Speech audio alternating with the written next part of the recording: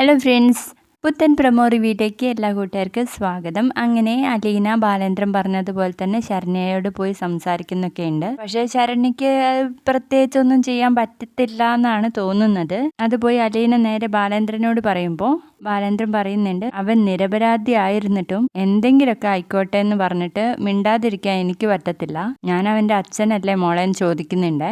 അതിനുശേഷം DGP നേരിട്ട് വന്നിട്ട് സംസാരിക്കുകയാണ് പോലീസുകാരെ അടുത്ത്. ഇനി ഒരു നിരപരാധിയെ കൂടി നിങ്ങൾക്ക് കുരിശിലേറ്റണം എന്നൊക്കെ ചോദിച്ചിട്ട് നമ്മുടെ ബാലേന്ദ്രൻ്റെ കൂടെ വിട്ടയക്കാണ് രോഹിത്തിനാണെങ്കിൽ നടക്കാനൊന്നും പറ്റുന്നില്ല, ഭയങ്കര അടിയൊക്കെ കിട്ടി. അങ്ങനെ എങ്ങനെയൊക്കെയോ ഏച്ച് വലിച്ച് റൂമിലെത്തുന്നുണ്ട്. അപ്പോൾ രോഹിത്ത് വന്ന സന്തോഷത്തിൽ നമ്മുടെ കൃഷ്ണമോള് കാണാൻ ചെല്ലുന്നു, ബബിതയൊക്കെ കാണാൻ ചെല്ലുന്നുണ്ട്. ബബിത ആണെങ്കിൽ വാതിലിൽ ഇങ്ങനെ മുട്ടു രോഹിത്തേട്ടെന്ന് വിളിച്ചിട്ട്, അന്നേരം രോഹിത്ത് അങ്ങ് തുറന്നിട്ട് പറയും, വാതിലിന് വന്ന് ഇങ്ങനെ മുട്ടാൻ നിൽക്കണ്ടാന്ന്. അതിനുശേഷം ഭക്ഷണം കൊണ്ടുപോയി കൊടുക്കുന്നുണ്ട് അലീന പോകുന്നതിന് മുൻപേ തന്നെ ആ ഭക്ഷണമൊക്കെ തട്ടി തെറിപ്പിക്കുന്നൊക്കെ ഉണ്ട്. പിന്നീട് ബബിത വൈജയ്ക്ക് ഫോൺ ചെയ്തിട്ട് രോഹിത്തേട്ടന് ജാമ്യം കിട്ടി എന്ന് പറയുമ്പോൾ വൈജയ്ക്ക് ഭയങ്കര സന്തോഷമാണ്.